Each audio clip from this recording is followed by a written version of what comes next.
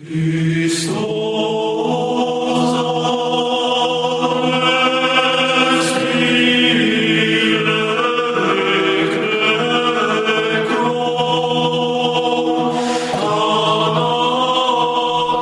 I'm Peter Adamson, and you're listening to the History of Philosophy podcast, brought to you with the support of the Philosophy Department at King's College London and the LMU in Munich, online at historyofphilosophy.net.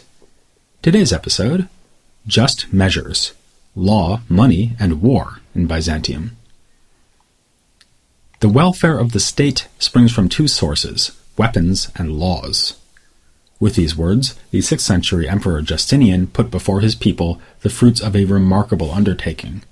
At his behest, a team of jurists led by the indefatigable Tribonian had gathered together centuries' worth of Roman law. The result was a legal codification in 3 parts, the Digest, Codex, and Institutes, followed later by the so-called novels, that is, new laws devised in Justinian's own reign. We've looked recently at other works that were basically compilations or presentations of earlier material, like Photius's Library or the Suda, and hopefully we've learned to take such works of scholarship seriously, but none of them can match Justinian's legal corpus for influence. Written in Latin, it became the crucial source for Western medieval law when it was taken up by the jurists of 12th century Italy. And it was crucial in the East too, effectively supplanting previous Roman law and setting down rules that would be invoked in courtrooms throughout Byzantine history. This is exactly what Justinian had in mind. Any laws that failed to make it into his codification were rendered obsolete, effectively repealed by omission. This made it the point of reference for future generations of lawyers and judges, which had its downsides. We're talking here about a massive body of technical writing, and it was written in Latin, which was not the working language of the Eastern Empire. No wonder, then, that future emperors commissioned further legal works in Greek. Under the iconoclast Isaurian dynasty, a selection of laws entitled the Ecloga, and under the Macedonian dynasty in the 9th century, a work called the Isagoge, or Introduction, which apparently involved the aforementioned Photius. Around 900, the Emperor Leo VI, known as Leo the Wise, issued his own laws. And there are many other examples of smaller-scale legislation being handed down by Byzantine emperors. We should be struck, if not surprised, by the fact that all this lawmaking was done in the name of individual emperors. As mentioned a few episodes back, it was a uniquely imperial prerogative to hand down new laws, a powerful expression of the emperor's supreme authority. Even if he was mostly in the business of reorganizing and reissuing earlier Roman juristic material, Justinian gave these old laws new force when they were uttered through his mouth, as his legal corpus puts it. This seems to have been a fundamentally secular project, but later emperors increasingly presented their legislating authority as an instrument of God's justice. Law in general is a gift from God to humankind, which leads us to happiness by laying down guidelines for justice. It's in keeping with this that, as we also observed a few episodes back, the emperors were increasingly encouraged to see themselves as falling under the law rather than dispensing justice from a position above the laws, as Justinian had done. In the legal introduction, Photius made this point by describing the emperor as one of no fewer than 3 fundamental sources of authority in the Christian community, the other 2 being the patriarch and the law itself. Quite likely, Photius intended this as a political image of the Trinity. We normally assume that judges need to follow precedent, but also that new laws overturn old laws. In theory, this was also the case in Byzantium. In practice, though, the Justinianic corpus had such weighty authority that it was difficult to resist. We can see this from the legal writings promulgated under Leo the Wise, which are ambitious in tone and rhetoric, but actually rather modest, as an attempt to revise the existing law. He sought to borrow some of the glamour of the legal productions that had put the just in Justinian, even going so far as to imitate him by putting out a collection called the Basilica, meaning imperial laws, containing a digest, codex, and novels. But this was not nearly so radical a project as its model. Leo reorganized, but mostly retained the old laws, albeit now in Greek. One interesting idea we do find here, though, comes in Leo's statement that he is in many cases elevating custom to the status of law. In other words, certain practices that have become widespread should be given a legal basis so that they can be properly enforced. Conversely, such customs as Leo thinks are not so wise will be overturned by depriving them of such enforcement. All of this may give an impression of a rather conservative, even stagnant, legal worldview on the part of the Byzantines, which may not be such a bad thing. One man's stagnation is another's reassuring stability, and emperors who dared to innovate in their legislation were criticized in historical chronicles for ruling by arbitrary fiat rather than in accordance with the laws. This criticism was directed at Constantine X by the historian Attalaites, for instance. But we also need to remember that individual judges and rulers had considerable discretion in applying the laws, and that lawyers could exercise great ingenuity in their arguments. As a contrast to the more rigorous attitude expressed by Attalaites, we might mention Michael Psellos, because it's become a custom, if not a law, that every podcast episode should mention him at least once. Law was one of the many subjects Psellos studied and taught, though its practical dimension seems to have bored him. He speaks rather dismissively in the encomium to his mother about the way that practitioners of legal theory, which he calls the science of the Italians, wind up dealing with tiresome cases where people have been gored by bulls or bitten by dogs. Elsewhere, he praises emperors precisely for using good judgment instead of applying the laws, and writes letters appealing to correspondents to follow the incitements of friendship rather than legal niceties. When he himself writes in a legal context, as in an accusation directed against a patriarch on behalf of the emperor Isaac Komnenos, Psellos mostly uses the tricks of a different trade, namely rhetoric. This gives us an insight into how philosophers might think about the courtroom. Aristotle's Rhetoric, whose study will soon be revived thanks to Anna Komnene, investigates how the rhetorical art can be used in legal speechmaking, and despite Psellos's more formal legal training, it is this approach that he carries on in his polemical writings. So far, I've been talking about laws rather generally. What were the laws actually about? The quick answer is that Justinian's laws were about everything: criminality, business, family relationships, and even religion. We're familiar with the contrast made in the Latin West between canon and civil law, canon law applying to ecclesiastical affairs and civil law to the secular realm. That contrast exists in Byzantium too, but in both Christian cultures the line was a rather blurry one. The oldest works of canon law predate Justinian and remind us that Eastern Christianity is about more than what happened just in Constantinople. One very early collection from about 500 AD is in Syriac, but as with civil law, it was the codification of Justinian that laid down a platform for subsequent legal writing. His Codex in particular has much to say about church affairs, laying down sanctions for heretics, rules for monastic life, and so on. Shortly thereafter, though, the two kinds of law became more independent, because the determinations of church councils were recognized as a further basis for canon law. Thus, we later have famous councils with rulings on matters like iconoclasm. There would be many attempts to disentangle the political and legal spheres of the church and secular state, for instance in a synod of 1115 which forbid clergy to hold state offices. But the religious standing of the emperor, and the fact that the Patriarch of Constantinople lacked fully independent authority, meant that in Byzantium the separation between church and state was less marked than in Latin Christendom. On the secular side, one of the primary functions of Byzantine law was to regulate economic affairs. There were rules about legal contracts, inheritance, and ownership of everything from land to slaves. Slavery was, unfortunately, accepted as legitimate by the church. The legal machinery of the empire was also directly concerned with finances, insofar as the royal treasury and its tax collectors kept track of who owned what, and also because confiscated property and fines flowed into the coffers of the emperor. In one letter, Psellos is frank enough to recommend someone for the post of judge on the grounds that he will help increase state revenue. Much as we've just seen with canon law, on the economic front there were parallels to the Latin West, but also differences. The biggest contrast was the centralized authority of Constantinople, which was lacking in the West. The emperor's dominance over the economy was buttressed by the practice of demanding taxes in money rather than in payment in kind, like foodstuffs. meaning that the proceeds could more easily find their way to the capital rather than being exploited locally.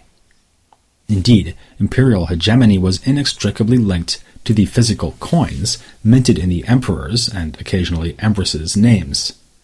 Today's historians learn about political dynamics on the basis of the portraits stamped onto the coins.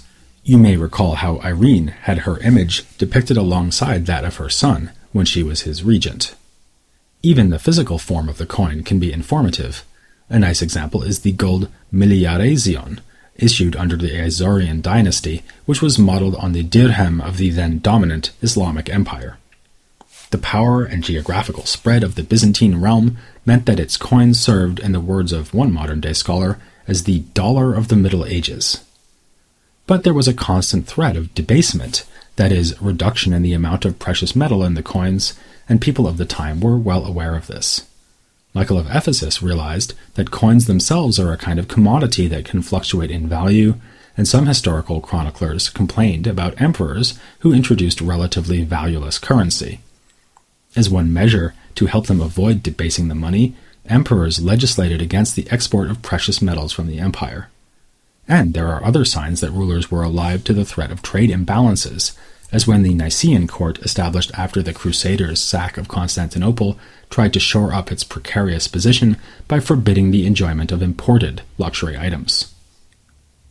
As these examples suggest, the Byzantines tended to assume that economics is a zero-sum game, in which resources can only be redistributed without the overall wealth of society being increased or decreased, except when wealth is exported to or seized from a rival power. This assumption is manifested in an abiding concern with the relations between rich and poor. No less an authority than the Bible stated, "The poor you will always have with you," and though the rich and powerful were encouraged to show generosity to the poor rather than exploiting them, there was no thought of trying to lift all of the poor to a more prosperous state. One famous case was a new law, or novel, introduced in the year 934 by the Emperor Romanus Lecapenus. It attempted to prevent the rich from increasing their holdings by buying up land from poorer tenants. This initiative was, to put it mildly, not entirely successful. Indeed, scholars have often spoken of a Byzantine version of medieval feudalism in which the poor become tenants on vast estates. That is potentially misleading, in that the tenants seem to have retained a greater degree of freedom than in the feudal states of Western Europe, and also because, as we've already said, political and legal authority was more centralized in the East. The Byzantine context is free of, say, local lords exercising their own brand of justice in feudal courts. From a philosophical point of view, a particularly important feature of Romanus's legislation from 934 is that it defined an illegally unfair sale as one in which the land was purchased at less than half its true value. In itself, this was nothing revolutionary. The half-price rule went back to the Roman laws gathered together by Justinian. But the new law was unusually bold in its protection of the seller, dictating that in such a case, the buyer would simply forfeit ownership with no restitution. The rationale underlying the law is also intriguing, as it seems to presuppose that a given parcel of land does have an objective, absolute value, instead of assuming that its value is just determined by whatever it can fetch on the market at a given time. That same assumption may lie behind the way that the Byzantines taxed land, not on the basis of the agricultural yield in any given year, but simply in light of the land's permanent features of size and quality. More generally, attempts to fix just or maximum prices for a range of goods go back to the Roman Emperor Diocletian at the dawn of the 4th century. As any economist would predict, though, the attempts of the authorities to hold prices at a maximum level were constantly undermined by activities on the ground that were closer to a free market. The historian Atalaites has a passage on this phenomenon in which he describes Michael VII's attempts to fix grain prices, supplanting a previous situation where buyers were able to go from one grain dealer to another looking for the best deal. Atalaites also astutely noticed that when the price of a fundamental commodity like grain goes up, it drives up other prices and also wages. There's one other area of economic activity that you might expect to be restricted in Byzantine culture: lending with interest, or usury. As discussed back in episode 286, this was a matter of intense concern for Latin Christians, routinely condemned by Western theologians. But the situation was more relaxed in the East. The civil law allowed usury, with certain restrictions, and canon lawyers respected this ruling. Still, a number of religious writers did inveigh against the greed of rapacious moneylenders. Gregory Palamas would call usury the child of vipers. The most interesting text on this is by a thinker from 14th century Thessaloniki named Nicholas Kavasilas. He was a staunch defender of property rights. Without the ability to acquire property, he argued, no one would have a motive to work. But he was an equally staunch critic of usury. He wrote a polemic against it that is particularly worth reading for the opposing arguments he considers and refutes mounted in defense of usury. One argument is that lending with interest is acceptable because the borrower enters into the contract willingly. Like some Western medieval critics of usury, Kavasilas replies that economic need is effectively forcing the borrower to accept whatever terms are available, so that it is not truly voluntary. He also considers the point that if the civil law allows usury, it is surely not evil. Here, his response is that maximum limits are placed on interest rates. This shows that the lawmakers had a critical attitude towards the moneylenders, and ideally, they would prefer that we not engage in this sort of business at all.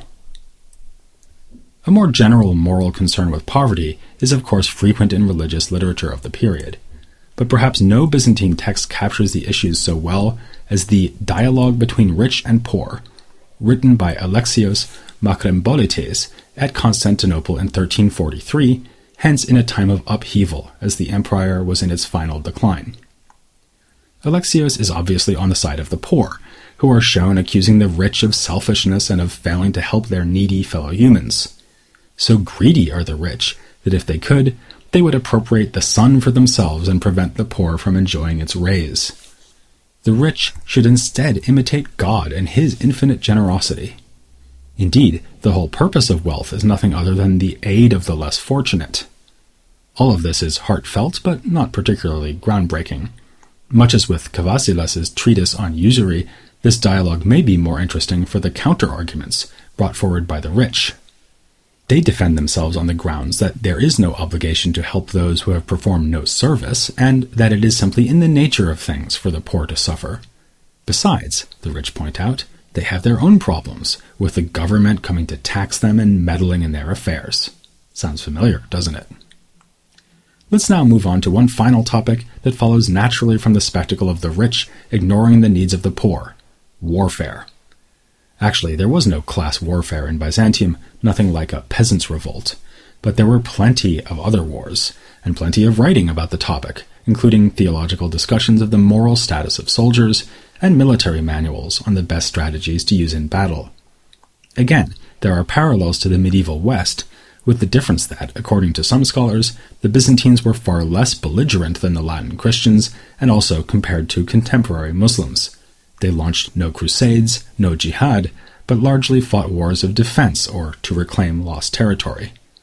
In one military text, the Tactica, written under none other than Leo the Wise, we even find the statement that war can be justified only as defense of territory from an invading enemy. Yet the Byzantines were obviously not pacifists, and their avoidance of aggressive warfare was probably more a matter of judicious caution and military weakness than moral principle. One other factor to consider, though, is that the Byzantines may have lacked an ideology of religious warfare, such as we see in the two medieval cultures that surrounded them on either side. Did they have the notion of a holy war?